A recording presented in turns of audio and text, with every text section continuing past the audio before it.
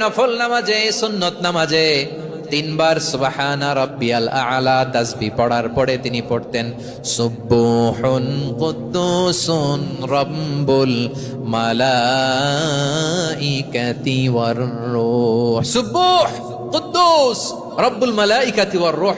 সিজদায় লুটিয়ে পড়ে বিশ্বনবী এই দোয়াটা পড়তেন নফল নামাজে, সুন্নাত নামাজে কিংবা তাহাজ্জুদের নামাজে।